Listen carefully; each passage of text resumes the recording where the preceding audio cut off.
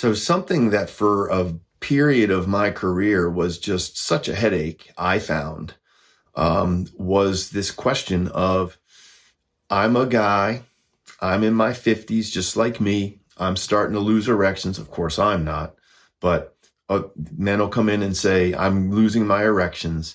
And because there was the development of the ability to deliver testosterone supplementation through gels and underarm lotions and pellets and all these different things, the delivery vehicles were created, not testosterone. Of course, we know that that's part of our bodies. That's when the drug companies got involved, and then they start using all of their unlimited funds and effect on Congress, et cetera, to be able to then create a market, gather an awareness, make sure everyone now checks your testosterone in a physical. That wasn't something we used to do.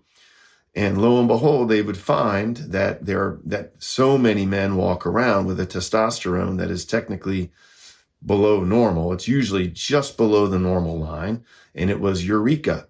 You're not old. You don't have to say it's because I'm getting old. You don't have to say it's because I'm not happy in life anymore, or I'm not attracted to my wife anymore, or all these things, which are kind of normal parts of getting older. Now you could say I have a disease, and it's called low T, which was a term that, of course, the drug companies created. Of course, then the outcome of that being, patients are going to demand testosterone supplementation. And of course, before it was generic, it was super expensive, thus the bane to my existence and practice, because we spent all this time fighting insurance companies for it. And my problem personally was I never felt that testosterone was really behind the problem with erections. It's just not really the issue. The fact that people would walk in and they didn't have to tell me how low their testosterone was. I already knew it was just going to be 10 or 20 points below the normal range. What I found out is in the reference labs, the ranges were made on young men, 18 to 25-year-olds. Just ask the U.S. military the difference in the testosterone level of an 18 to 25-year-old fighting man and an old person like me. It's not even close. So it was kind of like the fix was in on this argument from day one to say you have kind of a low testosterone, et cetera. And what I really found when someone would come in and say, I'm here because my testosterone is low, I already knew why they were there. They were there because their erections were poor. And their theory is that testosterone was the cause. Now, testosterone became generic. I use a compounding place that probably only charges $30 a month. So the hassle went away. But what I really try to do is say, are you here because you are noticing a problem with testosterone, or is it that you had it checked and it was low normal or something like that? I don't consider that a problem at all. That just means you're getting older. It's by design. We males are supposed to have testosterone that goes down as we get older. It's biologic.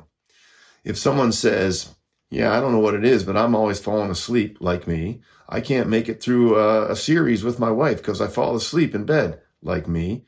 Or, I'm not as, vigorous as I used to be. I'm not as interested in sex. Frankly, that's all just getting older. But I don't have any problem trying testosterone on them. But if they come and say the problem was erections, I really try to urge them to say, well, then why don't we just get you erections?